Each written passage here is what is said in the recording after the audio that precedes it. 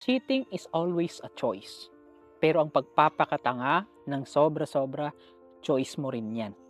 Hindi siya masama at masakit siyang pakinggan, pero yun yung katotohanan. Na cheating is always a choice. Pinili ng taong mahal mo ang lokohin ka. Pero ang magpaulit-ulit na magpapaloko sa taong mahal mo na kahit papano alam mong hindi nagbabago, is a choice mo rin yan. Yes, pwede kayong magsisi. Yes, kahit papano talagang masasaktan tayo kasi bakit pinaglaban pa natin. Huwag kayong mag-alala. Nagmahal lang kayo. Ang problema nga lang, maling tao yung minahal ninyo. Tanggapin na natin na nagkamali tayo. Tandaan nyo, tao lang po tayo.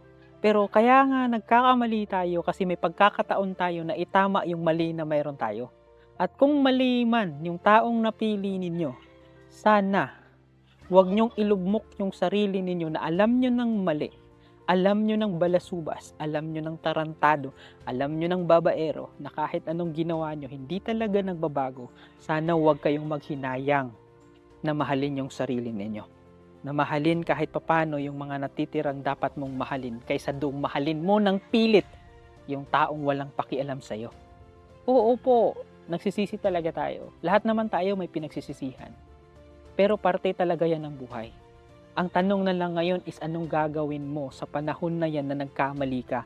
Hahayaan mo na lang ba na sasaktan ka uli? Hahayaan na lang ba na lulukuhin ka uli? Hayaan mo na lang ba na ipaparamdam niya na wala kang halaga sa kanya?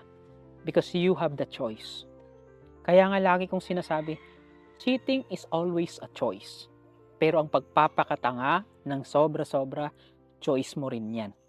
Hindi siya masama at masakit siyang pakinggan, pero yun yung katotohanan. Na cheating is always a choice. Pinili ng taong mahal mo ang lokohin ka. Pero ang magpaulit-ulit na magpapaloko sa taong mahal mo na kahit papano alam mong hindi nagbabago, is a choice mo rin yan. Choice nyo rin po yan. So sana, tandaan ninyo, may choice kayong kumawala sa presohan sa kulungang ginawa ninyo. Huwag nyong gawing mundo yung taong hindi kayo kayang gawing mundo. Huwag nyong ikulong yung sarili nyo sa taong manloloko. Pero sana naintindihan nyo na cheating is always a choice. Always remember that. Cheating is always a choice.